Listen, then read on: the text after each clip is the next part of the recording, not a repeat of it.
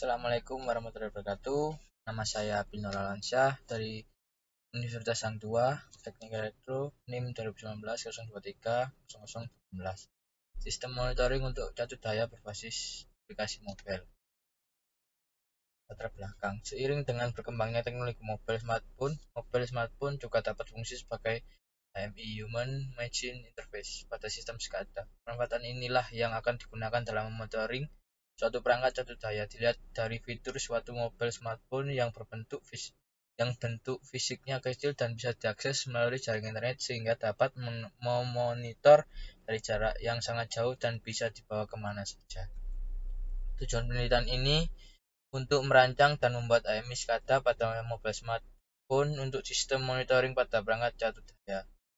Catur daya adalah sebuah peralatan penyedia tegangan atau sumber daya untuk peralatan elektronika dengan prinsip mengubah tegangan listrik yang tersedia dari jaringan distribusi transmisi listrik ke level yang diinginkan sehingga berimplikasi pada pengubahan daya listrik dalam sistem pengubahan daya. Pada perubahan daya terdapat 4 jenis proses yang telah dikenal, yaitu sistem pengubahan daya AC ke DC, DC ke DC, DC ke AC, dan AC ke AC. Masing-masing sistem pengubahan memiliki keunikan aplikasi tersendiri, tetapi ada dua yang implementasinya kemudian berkembang pesat dan luas, yaitu sistem pengubahan AC ke DC, DC catur daya, dan DC ke DC, DC-DC converter.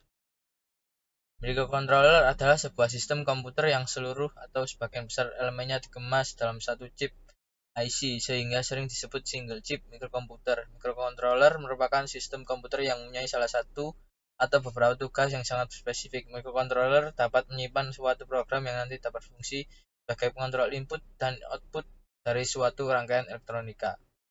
Android adalah sistem operasi untuk perangkat mobile berbasis Linux yang mencakup sistem operasi, middleware, dan aplikasi. Android menyiapkan platform terbuka bagi para pengembang untuk menciptakan aplikasi mereka. MQTT Basic Queen Telemetry Transport, salah satu model komunikasi yang digunakan dalam sistem Internet of Things, adalah publish atau subscribe. PubSub merupakan salah satu model sistem terdistribusi yang terdiri dari publisher dan subscriber.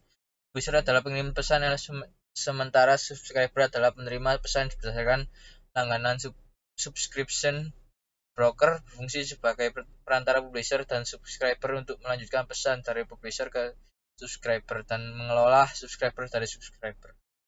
Sensor adalah suatu yang digunakan untuk mendeteksi tak adanya perubahan lingkungan fisik atau kimia. Variabel keluaran dari sensor yang diubah menjadi besaran listrik disebut transducer. Komunikasi nikabel atau wireless communication atau dalam bahasa Indonesia disebut kenal dengan istilah komunikasi nikabel adalah transfer informasi antara dua atau lebih titik yang terhubung secara fisik.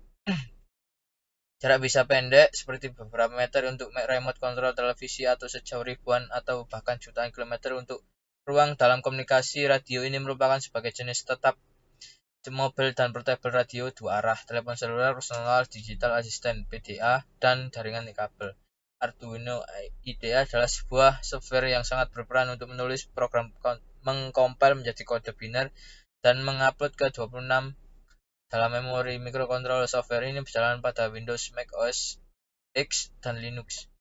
Basic for Android adalah development tool sederhana yang powerful untuk membangun aplikasi Android. Bahasa Basic Android mirip dengan bahasa Visual Basic dengan tambahan dukungan untuk objek aplikasi Android.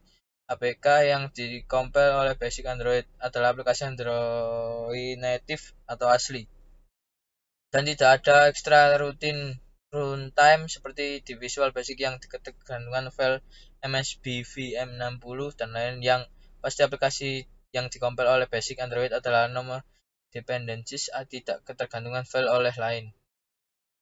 IDE Basic Android hanya fokus pada development Android. Metode dan proses penyelesaian masalah. Dalam pembuatan sistem monitoring untuk catur daya berbasis aplikasi mobile terdapat beberapa tahapan yang akan dilakukan sehingga alat dapat berfungsi dengan baik dan selesai tepat waktu sesuai dengan waktu yang telah ditetapkan. Diagram alir pelaksanaan proyek akhir. Diagram alir pelaksanaan penelitian. Diagram blok pembacaan input dilakukan oleh dua sensor, yaitu sensor tegangan dan sensor arus. Hasil dari pembacaan kedua sensor tersebut akan diterima oleh Arduino dan akan diproses untuk dikirim ke aplikasi mobile melalui ESP8266. Sedangkan untuk output berupa tampilan hasil pembacaan nilai dari sensor tegangan dan sensor arus pada aplikasi Android berikut blok dari keseluruhan sistem pada alat. Cara kerja ESP8266 harus diprogram lebih dahulu untuk dikoneksikan ke jaringan internet yang tersedia. Yaitu daya harus dalam kondisi hidup sehingga ESP8266 dapat langsung mengirimkan data nilai tegangan dan arus jatuh daya ke MQTT server. Aplikasi yang sudah terpasang pada mobile smartphone akan mengambil data dari MQTT server dan menampilkan data tersebut di halaman monitoring. Jika tegangan pada jatuh daya diubah menjadi kurang dari 24 volt, maka alarm di aplikasi mobile smartphone akan aktif dan mengirim notifikasi dan menandakan tegangan pada jatuh daya di bawah batas normal. Pengambilan nilai 24 volt sebagai batas normal tegangan didasarkan oleh komponen IC LM7824, yaitu sebuah komponen regulator dengan tegangan keluaran regulasi sebesar 24 volt. Persyaratan sistem akan berjalan dengan lancar jika ESP8266 dan Android terkoneksi di jaringan internet. Jika tidak terkoneksi, maka tidak akan komunikasi data yang dilakukan antara dua perangkat tersebut. Daya pun harus dalam kondisi on. Perancangan. Setelah dilakukan perancangan untuk aplikasi Android, maka didapatkan hasil tampilan aplikasi Android monitoring nilai tegangan dan arus pada jatuh daya. Gambar 3 merupakan tampilan halaman dari aplikasi Android. Pada gambar 3.3 merupakan halaman login yang berfungsi untuk sistem keamanan ke aplikasi untuk mengakses ke halaman monitoring, sehingga hanya beberapa orang saja yang mendapatkan akses ke halaman monitoring. Pada gambar 3.3b merupakan nilai monitoring yang terisi bilai tegangan, arus, dan daya dari jatuh daya yang sedang dimonitor. Dapat pula alarm yang diatur menyala ketika tegangan pada jatuh daya kurang dari 24 volt. Nomor 3 halaman login A, halaman monitoring B. Ini adalah gambar yang saya jelaskan tadi. Perancangan mekanik. Pembuatan mekanik pada alat ini meliputi kotak box untuk jatuh daya yang akan dimonitoring. Pembuatan kotak harus dipertimbangkan tata letaknya untuk penempatan rangkaian elektronik.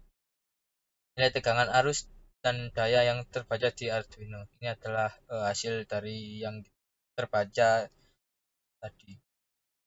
Analisis data.